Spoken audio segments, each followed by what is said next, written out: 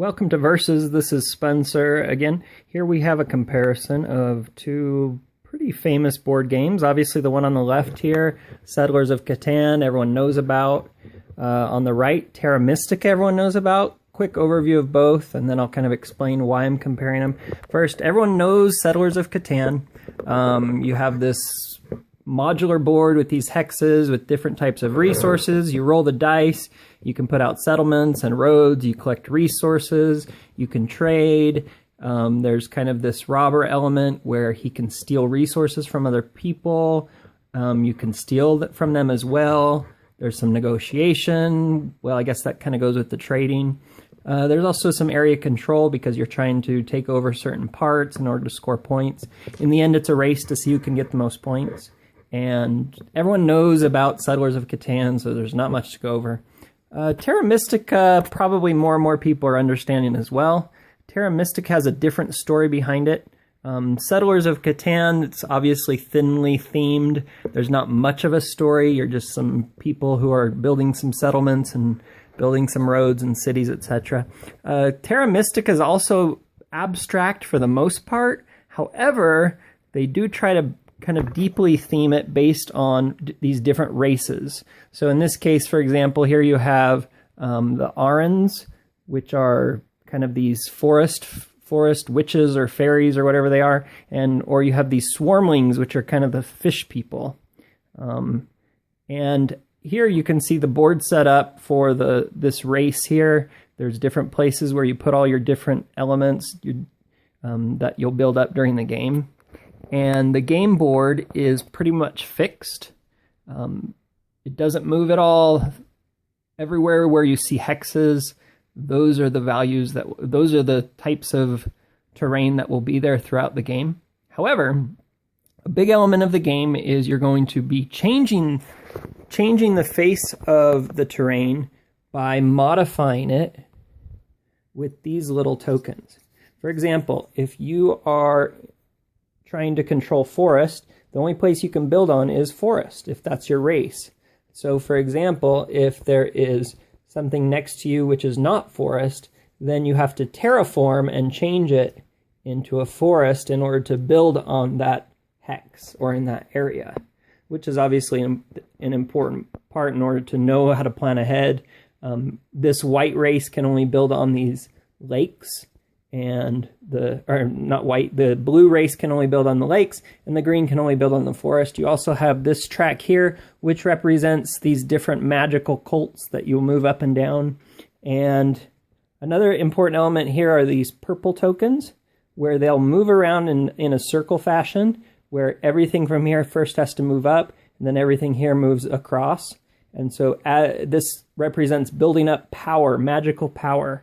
So you start in this bowl of magic, which is your lowest bowl. You can then, at certain points during the game, build up magic. And once you have enough magic here in this last bowl, you can spend magic for different bonus actions and different ways to maybe collect different resources and be able to advance your strategy and your goals faster.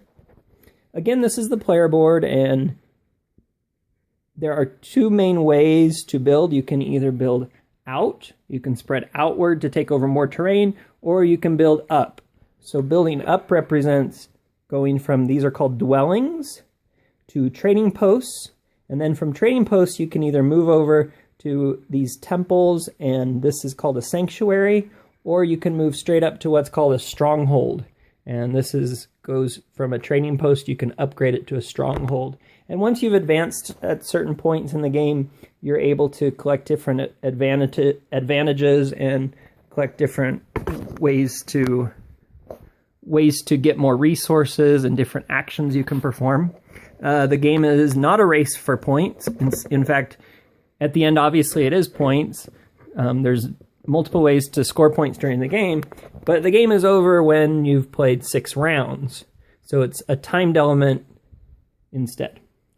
Why am I comparing these two? Well, anyone who's a fan of Terra Mystica knows that it's very common for people to come up and say, oh, it looks like this is just another version of Settlers of Catan, or it's kind of often compared, Terra Mystica to Settlers of Catan, for a couple of good reasons. When I first set this up, I thought, this is ridiculous. Why do people even compare it? They're totally different. But, I mean, granted, there are some obvious comparisons. One is hexes that are colored similarly. Here you've got very similar colors here. They're both hexes. You also have some of the components are similar, like here in Settlers of Catan where you have cities.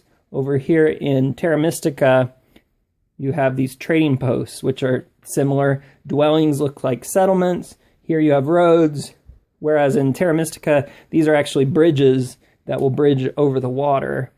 So the components and the pieces are similar.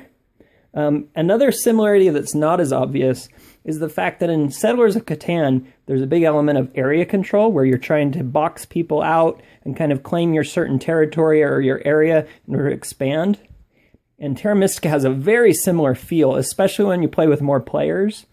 The player count here goes from 2 to 5. When you play with 4 or 5 players, this fixed board gets crowded really quickly. So you have to claim your spots. You have to make sure no one's going to infringe on you. You have to claim an area before someone else, which is kind of similar to Settlers of Catan. Now, some obvious differences. One is Settlers of Catan modular board. That's a big setup, of course. Everyone knows that it's important, or that it's, well, it's arguably an advantage in gameplay because you'll have a different setup every time. You kind of have to look at the lay of the land and figure out where to go. The difference here in Terra Mystica, even though you have a fixed board, you know, for example, over here there's a lot of mountains and hills, and over here on the left maybe there's more swamps or there's more forests, etc. Even though it's a fixed board, you have to know based on which race you pick. There's a bunch of different races, 14 different races, 7 different colors, and so each side of the board has multiple races. For example, on the other side of this green one, there's another race called the Witches. And each one has these different bonus powers. So even though the board is fixed, you still have to know where you're going to place your race, where you plan to expand, who else is playing, what color are they, what race are they. So you have to be able to know at which point to not place next to them or at what point you should place next to them. Terra Mystica is obviously much more deep, much more complex. There's a lot more actions you can do. There's a whole list of actions that you can perform during your turn. You continue your turn until you're out of actions. Whereas in Settlers of Catan, obviously much more simple. You're going to roll dice, you're going to trade, maybe build, and move on to the next player. Here, you're either going to build on the board, or you're going to spend this power or build up power. You're going to take maybe some special actions. You're going to move up here on the cult track. You're going to gain power based on that action. You also have some special race bonuses. Perhaps if you're this player, you might have a certain bonus when you build your stronghold, whereas other races might have some different bonuses perhaps when they build next to someone else or when they're performing different actions. Terra Mystica is much more deep, much more involved as far as that's concerned. So in the end, it's not surprising they're compared to each other. There's a few very high level on the surface areas where they are similar, but they're definitely not similar in the way they play, in the way that they're strategic, in the way that they're perhaps received by people. Settlers of Catan, much more simple, easy to introduce, easy to play with new players, and been around for a while. Terra Mystica is perhaps more difficult to get people to learn. It's harder to teach, but in the end, Terra Mystica is a better game. It's much more complex, much more interesting, and in the end, you should obviously play both. Everyone's already played Settlers of Catan, but Terra Mystica, pick it up, play it, and enjoy it. It's really great. Thanks. Bye.